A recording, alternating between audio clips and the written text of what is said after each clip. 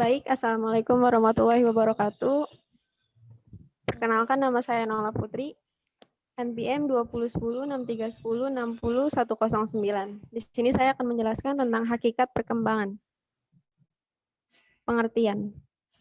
Hakikat perkembangan adalah perubahan-perubahan progresif dan berkesinambungan dalam diri individu dari mulai lahir sampai dewasa yang berlangsung secara sistematis, progresif, dan berkesinambungan. Yang dimaksud sistematis adalah berarti perubahan dalam perkembangan itu bersifat saling bergantungan atau saling memengaruhi antara bagian-bagian organisme, fisik dan psikis, dan merupakan satu kesatuan yang harmonis. Lalu yang selanjutnya adalah progresif, yang berarti perubahan yang terjadi bersifat maju meningkat dan mendalam atau meluas, baik secara kuantitatif atau fisik maupun kualitatif atau psikis.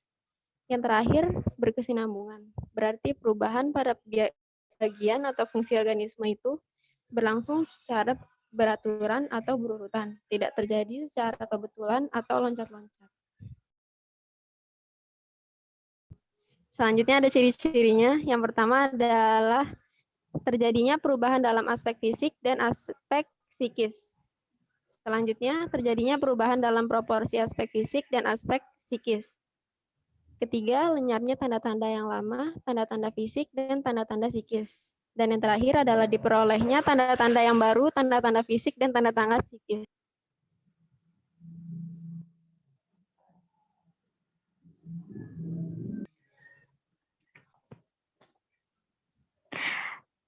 Assalamualaikum warahmatullahi wabarakatuh. Nama saya Sarah Nur Azkia, NPM saya 2010-6310-634. B. Prinsip-prinsip perkembangan. 1. Semua aspek perkembangan saling mempengaruhi. Yang kedua, perkembangan mengikuti pola. Menurut Yalom and Weinstein 1977 dalam Syamsu Yusuf 2011 mengemukakan tentang arah atau pola perkembangan. Yang pertama, sepalocaudal atau proximal distal. Yang kedua, struktur pendahulu fungsi. Yang ketiga, perkembangan itu berdiferensiasi. Yang keempat, perkembangan itu berlangsung dari konkret ke abstrak. Yang kelima, perkembangan itu berlangsung dari egosentrisme ke perspektivisme. Yang keenam, perkembangan itu berlangsung dan outer control to inner control. Yang ketiga, perkembangan terjadi pada tempo yang berlainan. Yang keempat, setiap fase perkembangan mempunyai ciri khas. Selanjutnya, setiap individu yang normal akan mengalami tahap atau fase perkembangan. Yang terakhir, prinsip kematangan. Ada fase-fase perkembangan. Yang pertama itu, pengertian dan kriteria menentukan fase perkembangan. Dapat diartikan sebagai penahapan atau pembabakan tentang perjalanan kehidupan individu yang diwarnai ciri-ciri khusus atau pola-pola tingkah laku tertentu. Tahap perkembangan berdasarkan analisis biologis, yaitu 1. Aristoteles menyatakan perkembangan individu sejak anak sampai dewasa, dibagi dalam 3 tahap. Setiap tahapan lama 7 tahun, yaitu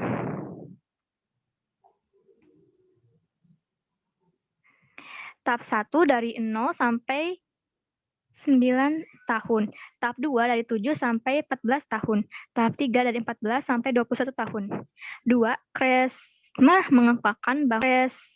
mengungkapkan bahwa dari lahir sampai dewasa melewati 4 tahap, yaitu tahap 1 dari 0 sampai kira-kira 3 tahun, tahap 2 dari kira-kira 3 sampai 7 tahun, tahap 3 dari kira-kira 7 sampai 13 tahun, dan terakhir tahap 4 dari kira-kira 13 sampai 20 tahun. Assalamualaikum warahmatullahi wabarakatuh. Nama saya Putri Sarwangin, NPM saya 2010-6310-60112. 3. Elizabeth Hurlock mengemukakan penahapan perkembangan individu tahap 1 fase prenatal sebelum lahir mulai masa konveksi sampai proses kelahiran, yaitu sekitar 9 bulan atau 280 hari.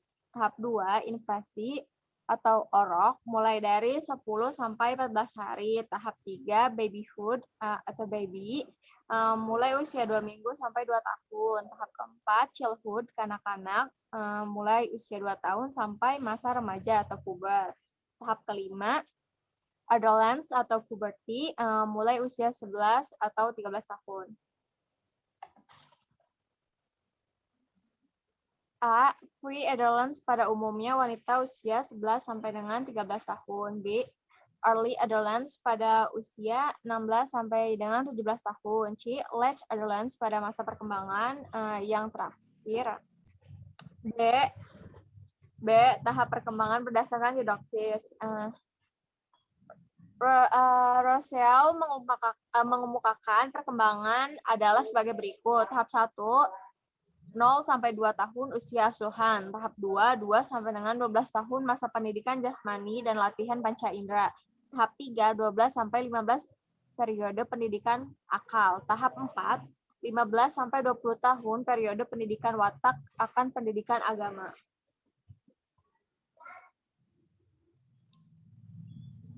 Kriteria pentahapan perkembangan. Berikut fase-fase perkembangan individu. Pertama, ada masa usia prasekolah 0 sampai 6 tahun. Yang kedua, ada masa usia sekolah dasar 6 sampai usia 12 tahun. Yang ketiga, ada masa usia sekolah menengah 12 sampai 18 tahun. Yang keempat, ada masa usia mahasiswa 18 sampai 25 tahun. Assalamualaikum warahmatullahi wabarakatuh. Nama saya Rahmadina Azahra, NPM saya 2010-6310-60-113. Masa usia prasekolah. Pertama, masa vital. Pada masa ini, individu menggunakan fungsi-fungsi biologis untuk menemukan berbagai hal dalam dunianya. Yang kedua, masa estetik. Pada masa ini, sebagai masa perkembangan, masa keindahan, terjadi kegiatan eksploitasi oleh panca indera. Masa usia sekolah dasar disebut juga masa intelektual, masa keseraian bersekolah. Pada masa keseraian sekolah ini, secara efektif, anak-anak lebih mudah dididik daripada masa sebelum dan sesudahnya. Masa keserasian bersekolah ini diakhiri dengan masa pueral. Masa usia sekolah menengah. Masa usia sekolah menengah bertepatan dengan masa remaja yang merupakan masa yang banyak menarik perhatian karena sifat-sifat khasnya dan peranannya yang menentukan dalam kehidupan individu dalam masyarakat orang dewasa. Masa remaja ini terbagi menjadi 3 fase. Masa pra-remaja, masa remaja, remaja madya, dan yang terakhir masa remaja akhir. Masa usia kemahasiswaan. Tugas perkembangan pada masa usia ini ialah pemantapan pendirian hidup. Pada masa ini, individu telah mencapai masa kematangan untuk memilih calon pasangan hidupnya, telah mampu merencanakan karir masa depannya. Sekian dari kelompok kami. Wassalamualaikum warahmatullahi wabarakatuh.